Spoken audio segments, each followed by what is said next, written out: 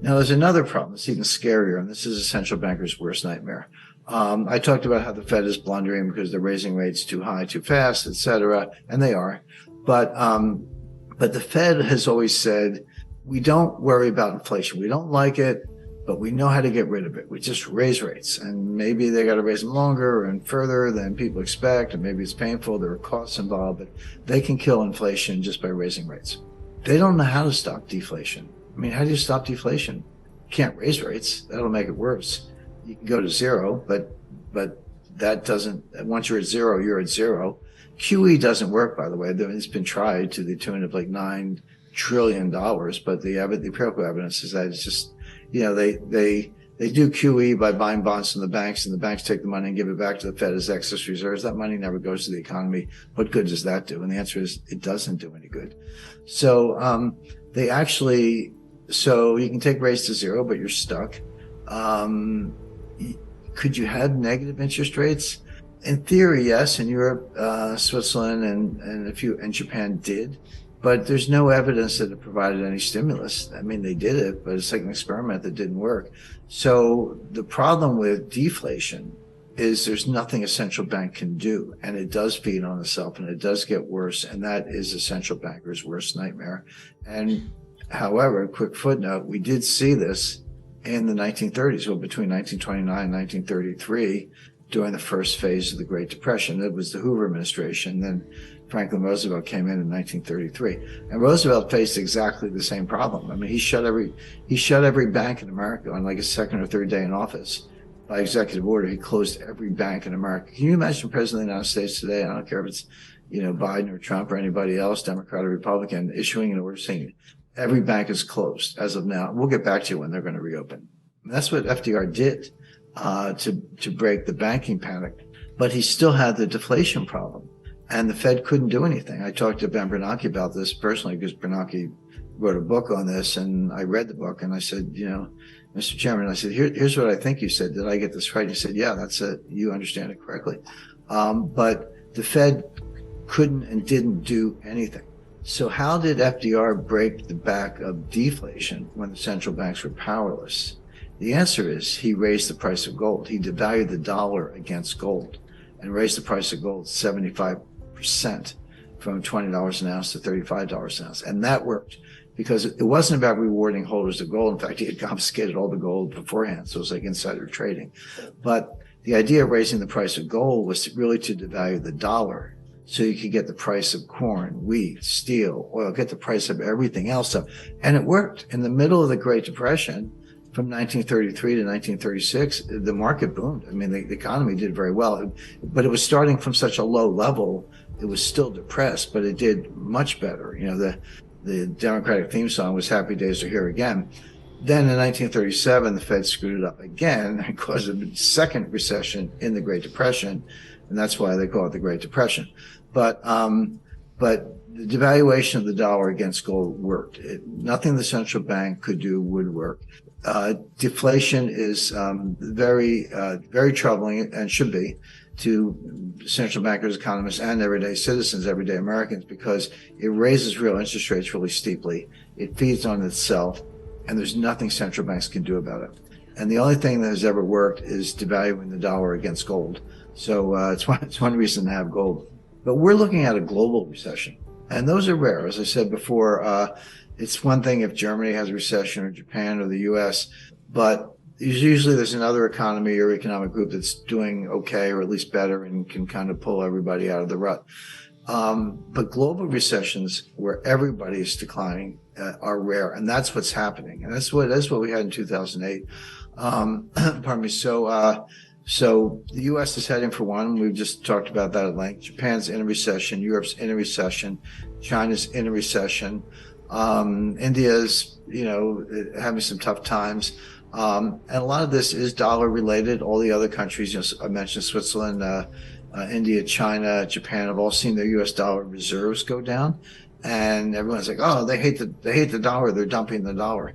No, it's the opposite. They don't have enough dollars. So they're selling treasuries to get dollars to bail out their own banks because there's a dollar shortage. Small ebook, big impact, the wealth tree. The only 4 ways that will make you financially free. forever. Download it here for free. So the fact that you see those dollar reserves coming down does not mean that they hate the dollar. It means that they need dollars, that they're short of dollars, and they're so desperate that they are selling treasury securities to get dollars to bail out their own banking systems. So we're well on the way to a global recession. And if you say, well, you got communism, socialism, capitalism, all these different economic systems, all part of this globalized system, how could they all be on the same wavelength at the same time? Well, the common thread is the dollar. It's the U.S. dollar.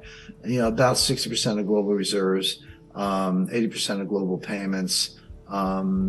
It's the benchmark for every other currency. So when you talk about the euro, you're quoting dollars. You're saying it's $1.05 or $1.04. Gold, you say, oh, it's $1,800 an ounce, whatever. The point being, even when you're talking about a commodity or currency that's not a dollar per se, you reference it in dollars. Same with oil, world market, it's all dollar oriented. So the dollar is the thread that runs through the whole global system. And it's a partial explanation for why everything's falling apart at once. What's the optimal asset allocation method? Well, the key is diversification. And when you say diversification, people roll their eyes and go, oh, of course, everybody knows that diversification is good and all that. But the problem is they don't understand what diversification is. And I run into people all the time and they go, Jim, I'm highly diversified. I own 50 different stocks in 10 different sectors, telecommunications, semiconductors, mines and minerals, consumer non-durables. So I'm highly diversified. And I say, no, you're not. You may have 50 stocks, but you have one asset class, which is stocks. And they're all going to go down together or go up together, as the case may be. But particularly in times of stress, they become highly correlated. So having 50 different stocks or ETFs or whatever is not diversification. That's just having a whole bunch of bets in one asset class. So what does real diversification look like? Well, you should have some, 10-year treasury notes, or if they're a little too volatile for your taste, look at a 5-year note or a 2-year note. That will basically give you very, the credit secure. I'm not doubting the credit of the United States, but that will give you a deflationary hedge. If we get into disinflation and deflation where interest rates are coming down, which I do expect, you're going to get very good capital gains on those notes, or you're going to be very happy with the coupon in the meantime. Real estate, definitely. Not so much commercial real estate, too soon for that, but multifamily housing, residential real estate, farms, other kinds of income producing real estate for a slice. Good slice of cash, maybe as much as 30%. People hate cash. They go, I don't get a yield on cash. Cash is a waste of my time, etc. It's true that it has very low yield, but number one, it performs very well in deflation, which we talked about. But more importantly, cash is the opposite of leverage. It reduces the volatility of the rest of your portfolio. So if you have volatile investments in the wings, cash is it's like a bar connecting to two ends of the barbell. It has very low volatility, but most importantly, it gives you optionality. If you see stock markets crashing and burning the way I expect, the way I described, the person with cash can go out and go shopping in the ruins. And by the way, Berkshire Hathaway has over $130 billion in cash. Why does Buffett have so much cash? Well, he sees what I see. We're looking at the same thing, which is a kind of meltdown where the person with cash can basically go shopping for bargains. Definitely a slice of gold for the reasons we talked about. That'll be your inflation hedge.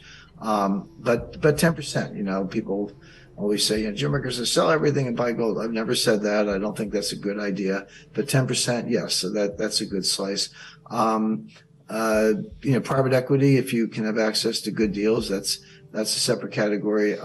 And so a model portfolio, you'd have a slice of treasury notes, a slice of cash, have some stocks, but I would focus on, for example, energy, BP, Exxon, Mobil, Shell, Marathon, this Green New Scam thing, forget it.